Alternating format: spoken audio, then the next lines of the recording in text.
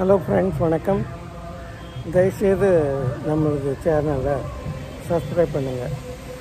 அதாவது விஜயோட மாநாடு நம்ம பார்த்தோம், மதுரை மாநாடு பார்த்தோம்.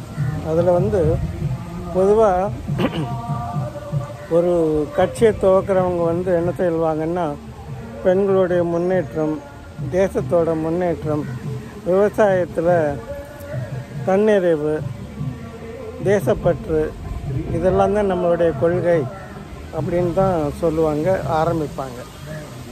ஆனால் இந்த தளபதி விஜய்னு சொல்லக்கூடிய விஜய் என்ன சொல்லியிருக்கிறாருன்னா, நம்மளுடைய கொள்கை எதிரி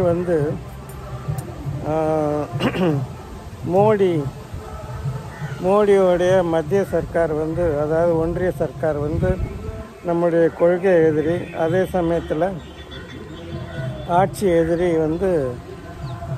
மு.க. ஸ்டாலினோட தமிழக அரசுன்னு சொல்லியிருக்கிறார். உலகத்திலேயே ஒரு கட்சியை துவக்கினது மத்திய சர்க்காரையும் மாநில சர்க்காரையும் எதிர்க்கிறதுக்காக தான் அப்படின்னு சொன்ன ஒரே ஆள் நம்ம விஜய் தான். அதாவது எதுக்கிறதுல தப்பு கிடையாது, இப்படி செஞ்சுருக்கிறாங்க அப்படின்னு சொன்னால் அதில் அர்த்தம் இருக்குது. அதை விட்டு போட்டு காமராஜர் நாடார் படிக்காதவர் தான். ஆனால் அவர் 9 வருஷம் ஆண்ட போது என்ன செஞ்சார்? அத்தனை ஒரு அணைக்கட்டுகள், அப்புறம் அத்தனை ஸ்கூலு, மதிய உணவு, அந்த மாதிரி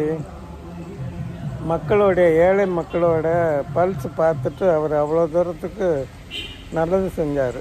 ஆனால் நீங்கள் கோடிக்கணக்காக பணம் படத்துக்கு வாங்குகிற ஆள் சினிமாவுக்கு விட்டுட்டு நான் வரேன். அதில் கமலஹாசன் வேறு என்ன சொல்லியிருக்கிறாரு, நான் ஒன்றும் மார்க்கெட்டு போனதுக்கப்புறமா அரசியலுக்கு வரல, நான் மார்க்கெட் இருக்கும்போதே அரசியலுக்கு வந்திருக்கிறேன் அப்படின்னு சொல்கிறார். உண்மைதான், அதை நம்ம மறுக்கலை. ஆனால் வந்தது எதுக்கு? கொள்கையை, மத்திய சர்க்காரோட கொள்கை எங்களுக்கு இஷ்டம் கிடையாது, மாநில சர்க்காரோட ஊழலில் எங்களுக்கு கிடையாதுன்னு சொன்னால் என்ன அர்த்தம்? மோடியை வயசு வித்தியாசம் இல்லாமல் மோடிஜி அப்படின்னு சொல்லி, ஏற்கனவே நான் அந்த விஷயம் போன வீடியோலேயும் நான் போட்டிருக்கிறேன். மோடிஜி, நீங்கள் செய்கிறது ரொம்ப தப்பு ஜி அப்படின்னு சொல்லி சொல்கிறாரு. அப்புறமா ஸ்டாலின், அங்கிள் ஸ்டாலின், நீங்கள் இப்படி கொள்ளையாக ஊழல் பண்ணிவிட்டு உங்கள் மேலே ரெய்டு வருதுன்னு தெரிஞ்சதானா உடனே என்ன செய்கிறீங்க?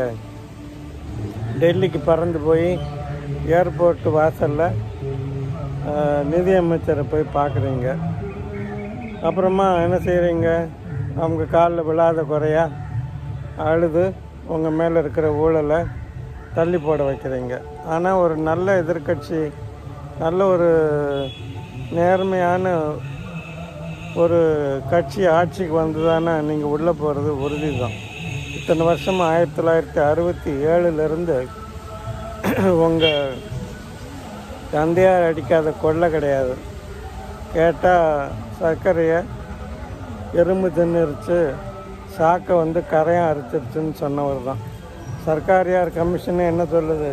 இதுபோல் ஒரு ஆள் நாங்கள் பார்த்ததே இல்லை, அப்படி ஒரு விஞ்ஞானபூர்வமான ஊழலுக்கு சொந்தக்காரர் தான் இந்த கருணாநிதி அப்படின்னு சொல்லி அவங்க பட்டமே கொடுத்துட்டாங்க. அவர் வழியில் வந்த ஸ்டாலின் அந்த அளவுக்கு இல்லை, ஆனால் துண்டு சீட்டு வச்சு தான் அவர் பேசுகிறாரு. ஆனால் நம்ம விஜய் அன்னைக்கு 1.5 மணி நேரம் வழக்கமாக யமகண்டா, ராகு காலம், குளிகை தான் 1.5 மணி நேரம் வரும் ஒரு நாளில்.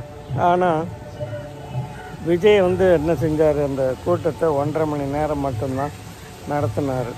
அந்த 1.5 மணி நேரத்துலையும் என்ன சொல்லியிருக்கிறாருன்னா, இந்த மாதிரி நம்ம சொன்னது தான். இதில் இந்த 1.5 மணி நேரம் நடந்ததில் அவர் பேசினது 30 நிமிஷம்தான். அந்த 30 நிமிஷத்தில் ஸ்டாலினாவது துண்டு சீட்டை வச்சுக்கிட்டு என்னத்தையோ வளர்றாரு.